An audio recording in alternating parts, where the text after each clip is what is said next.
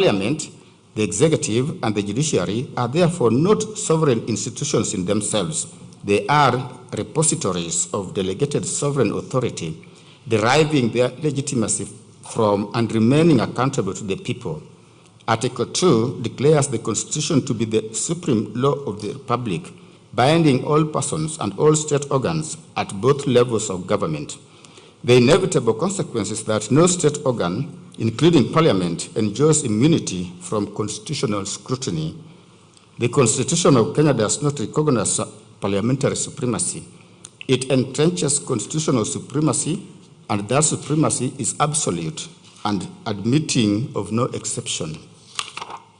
The Supreme Court gave authoritative expression to this principle in Justice Kariuki Mate and another versus Martin Nyaga Wambora and another 2017 EKLR, where it emphasized that no arm of government is above the law, that this being a constitutional democracy, the Constitution is the guiding light for the operations of all state organs. It further determined that the court's mandate, where it applies, is for the purpose of averting any real danger of constitutional violation. It follows, as a matter of necessary constitutional logic, that whenever Parliament exercises authority under Articles 145 and Article 150 of the Constitution, it does so not as a sovereign body wielding unreviewable discretion, but as a constitutional organ exercising delegated authority within and subject to the limitations that the Constitution prescribes. The jurisdiction of this court to entertain these petitions is firmly grounded in Articles 22, 23, and 165 of the Constitution. Article 165, sub-article 3D, expressly empowers the High Court to determine questions of constitutional interpretation, including whether anything done under the authority of the Constitution or any law is inconsistent with or in contravention thereof, and it is precisely that question that lies at the heart of these proceedings. Article 23 vests in this court jurisdiction to enforce the Bill of Rights and to grant appropriate relief where constitutional rights and freedoms have been violated, are threatened, or are likely to be infringed. The breadth of that jurisdiction is a deliberate constitutional design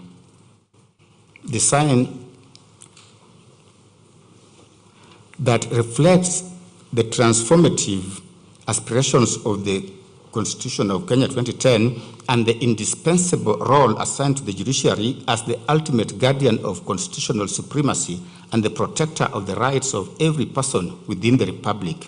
This court does not approach the jurisdictional question as one of first impression. In its ruling delivered on 31st of October 2024, this bench considered and conclusively determined the self-same jurisdictional challenge that the respondents now seek to resurrect. The court held that the broad jurisdiction vested in the High Court under Articles 23, 22, and 165 extends to determining whether the powers exercised by the National Assembly and the Senate in impeachment proceedings conformed to constitutional requirements.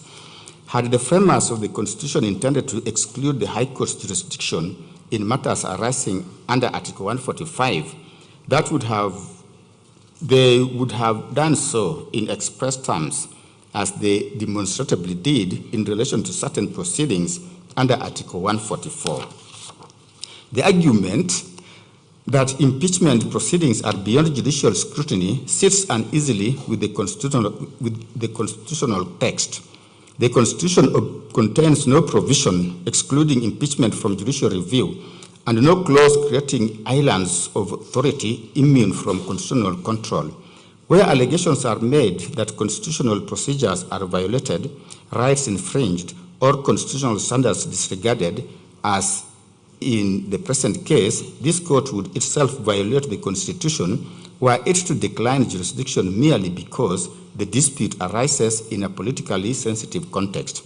As Chief Justice Marshall observed in Cohens versus Virginia, 19 U.S. 6 Wheat 264 in the year 1821, the court said, "It is most true that this court will not take jurisdiction if it should not, but it is equally true that it must take jurisdiction if it should. we have no more right to decline exercise of jurisdiction which is given than to usurp that which is not given. The one on the other or the other would be treason to the Constitution, close quote. That observation resonates fully within Kenya's constitutional order. The presence of political implications does not extinguish this court's constitutional duty to interpret, protect, and enforce the Constitution. Even within the argument on separation of powers, this court accepts that impeachment is principally a parliamentary function under Articles 145 and 150.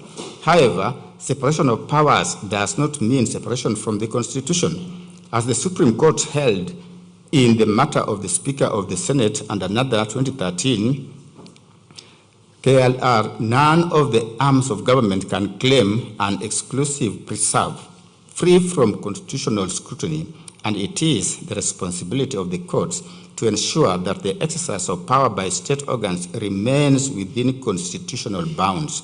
The Court of Appeal affirmed in Mumo Matemu versus Trusted Society of Human Rights Alliance and 5 others, that was in 2013, that the Constitution establishes not a rigid wall of separation, but a system of separation of powers tempered by checks and balances within which no arm of government is superior to another.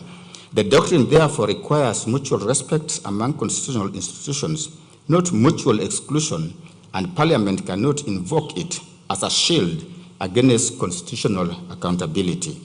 Within the realm of impeachment proceedings, specifically the Supreme Court in Justice Karaoke Mate and another versus Martin Nyaga Wambora of 2017, the Supreme Court signaled that it would be reluctant to question parliamentary procedures as long as they did not breach the Constitution, and that the mandate of the courts is restricted by the